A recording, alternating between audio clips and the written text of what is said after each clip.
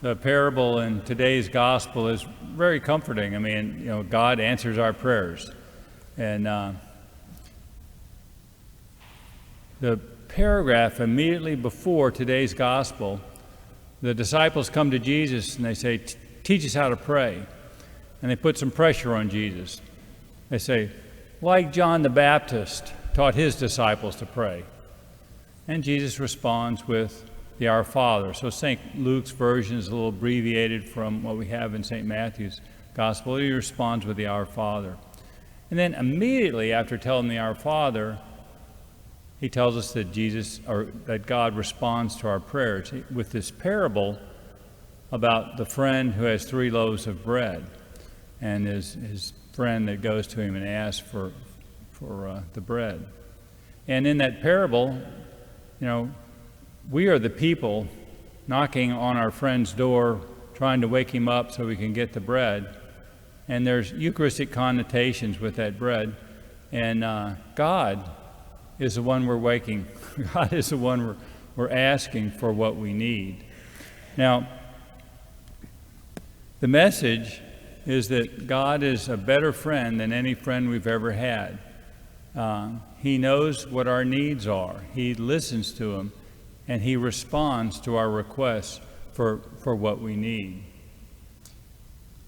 This past weekend, my wife and I were at an information session for the diaconate. We were helping out, giving talks and stuff, and Mary showed a video so that these inquirers would have a handle or at least more information on what it's like to be a deacon.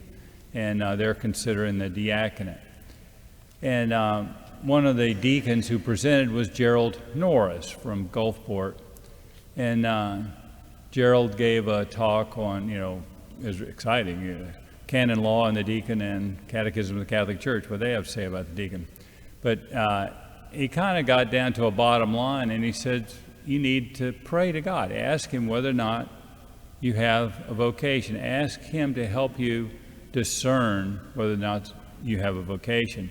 And the part that I remember most about his talk is that he says, God never says no. He either says yes, not now, or I have something better for you. And so it's interesting, and it reinforces today's gospel that, God hears us and he wants to respond to our prayers.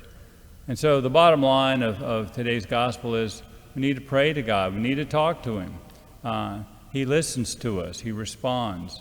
And if we reflect with truthfully look at our lives and what's happened to us in the past, God has responded to our prayers in a way that far exceeds our greatest imaginings or our greatest requests. It's amazing how he has responded when we look back and see how he's responded to our prayers. I'm usually always looking forward, short term, God, I need this, God, I need that. But when I can calm down and look at how he's responded to my prayers in the past, it's been amazing. And he does that. He's able to do that because he's our Father. He's the perfect Father, and he loves us more than we can possibly imagine.